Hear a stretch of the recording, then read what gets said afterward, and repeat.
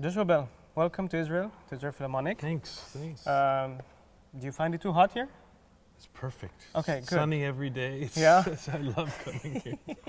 Are you here alone or with your family? I'm here alone. Usually I bring my some of my family, like my mother, my sisters. We have cousins and lots of family here. So usually when I come, they come along. But this time they couldn't make it, so it's a little lonely this time. But I now at this point I have lots and lots of friends in Tel Aviv. So there's no shortage of things to do. Nice, great. Yeah, I mean, did you get to see any of the country or sightseeing or anything, or just too busy? Not much about sightseeing, but for me, my way of sightseeing is finding restaurants and eating good food. And? So that's my way of, and I rarely get to go to tourist landmarks and things like that on my travels, and I'm traveling all the time.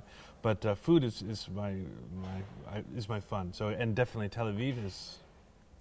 It's upcoming, right? I've had great meals, and I live in New York, which is a food capital. Sure. I think Tel Aviv is awesome for food. What's your favorite until now? My favorite? Well, I've been to my favorite restaurant is right now. I like the Brasserie because it's open 24 hours, and my life doesn't conform to the right times, and so I like to be able to get good food at 5 in the morning. I'm happy. Bravo. Good. They have good burgers. Great burgers. Yeah. The chief of marketing of this orchestra told me yesterday that people call the box office and they ask for tickets for the Yoshua Bell concerts. Do you know this guy? Yoshua Bell? Yeah. Pahamon? Yoshua Bell.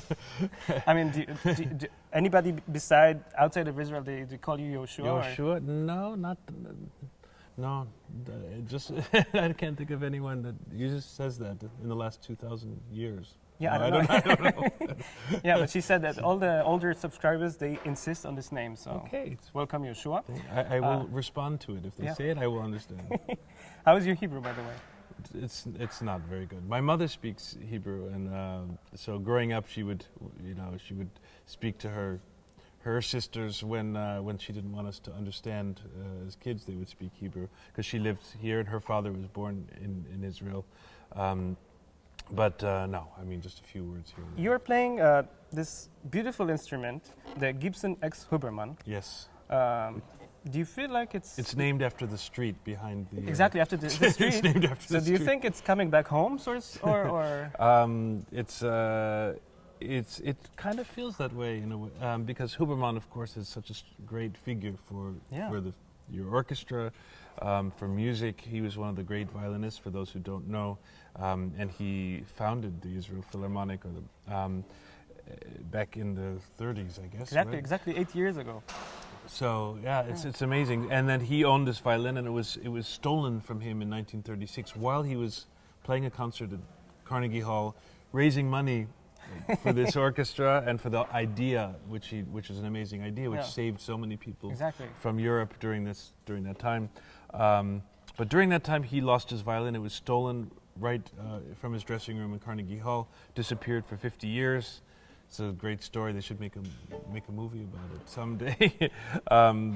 So he never saw the violin again. But his soul is still in this instrument, and I feel it's such an honor, to have it and to come here to Israel and have this violin. I feel a special sort of privilege.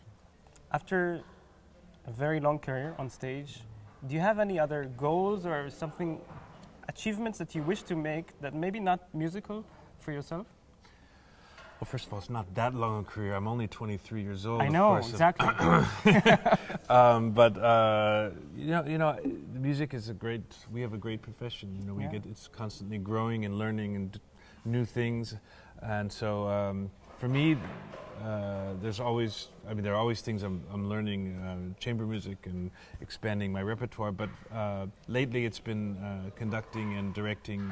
I'm now the music director of the Academy of St. Martin in the Fields, which is a great orchestra from London, which is also the orchestra I made my first recording with Sir Neville Mariner when I was 18 years old, and now I'm their music director, so it's kind of a fun connection. But with them, I'm getting to do all kinds of great things and direct symphonies.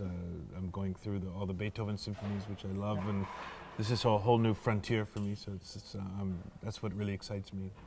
So, taking that away, that we played a few times together in a capacity of you as a soloist or a leader or a conductor. Do you prefer with or without?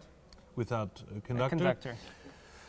Well, you know, I enjoy playing with conductors, of course, and I learn from conductors, and I also love like the things we've done where I get to direct, Brahms concerto. I don't know if we did Brahms, but we probably did Beethoven. Yeah, we together. did Beethoven. Yeah. And just go directly to the orchestra and get to rehearse with them directly and lead without having a middleman, so to speak. Sure. My fee, I get 20% more fee. No, I'm just kidding. That's the Jewish part. Just to remind you that I am Jewish. No, Yeah. I'm kidding. No, there's something amazing about when you don't have a conductor, and I'm directing the concerto without. Everybody has to really respond and listen and not watching the stick. They have to really just use their instincts, which in some ways can lead to, I think, great music making, because it becomes chamber music, and that's what music is supposed to be anyway. And a good conductor knows that as well, Sure. and knows how to allow the orchestra to play together and to listen, and knows how to, in some cases, knows how to train them to do that and not always rely on everything from the stick. When you're 33, in 10 years' Yes, time, yeah, right. do you see yourself still touring and traveling around the world, the tempo that you're doing it nowadays, or do you think you'll have to slow down, or? Right now, these days, I'm playing about 150 concerts a year, which actually for you probably doesn't sound like That's that what- yeah, much, since exactly. you're doing 7 concerts a week. It's a lot. It's about as much as I could possibly do. And every year I try to say I'm going to cut down. But the fact is I love what I'm doing, and I can imagine doing it all the way until I can't do it anymore. We'll do a short ping pong. I'll say something. Feel free I'll to kill you at answer. ping pong, you know that. No, I doubt it though. I'm really good at ping pong. I think I heard that actually. So we're gonna have to. Yeah, well, next time you come, we'll Okay. arrange for a table. So feel free to either answer in one word or a sentence, whatever makes you happy. Okay? Okay. So, favorite airport? Ugh. that's an oxymoron right there. There is no favorite airport. If I would say JFK, which is my least favorite airport, but also my favorite when I'm coming home, and it also has Terminal 4 has my favorite burger joint, which is Shake Shack. So that's the only reason why only time I like to go to the airport is to get a Shake Shack burger. That was my next question. Favorite restaurant or food, but I do like my burgers, but I like my fine food as well. So, and great Japanese food, sushi of Gari in Manhattan, and for the moment I said brasserie, but for fine food I had amazing meal at Mesa.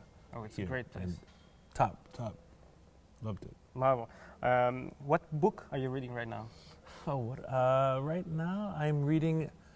I just grabbed from my shelf a book by John Irving. He's an American author, fantastic, who ruled according to Garp and others. I love his writing.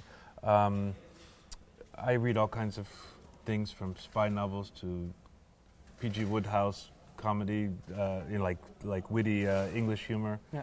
to novels. But Okay. unfortunately, I've spent more time watching Walking Dead on the TV series are taking over on the airplanes now. So I follow a lot of those. Homeland, the Israeli version is yeah, good too. Yeah. by the way. That's originally Yes. Israeli, yeah. And what's on top of your playlist right now, on your iPod, iPad? You know what? I just downloaded for nostalgia my favorite band, rock band, which was Genesis. Nice. The old Genesis from the 70s. Because in my teens I loved it, and now I'm just getting reacquainted with it. A place you would like to go back to? Thailand. Unfortunately, the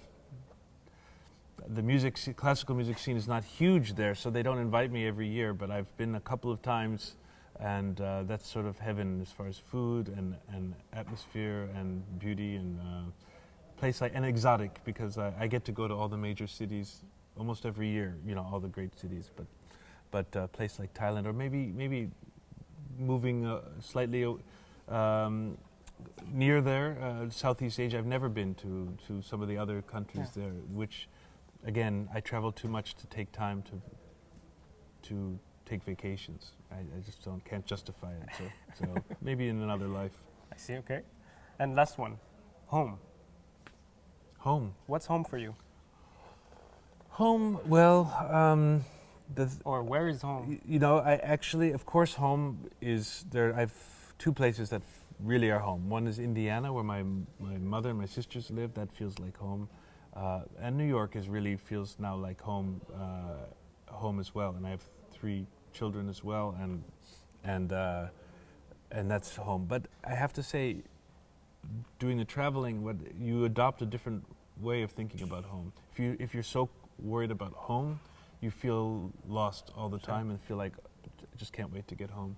You have to pretend that this is your home wherever you are. And so I check into my hotel in Israel, call my friends, and think, okay, I'm home. Let's have fun. Nice. You know? So that's it's the only way to survive. Nice. Well, Josh, thank you, Nice. Yoshua.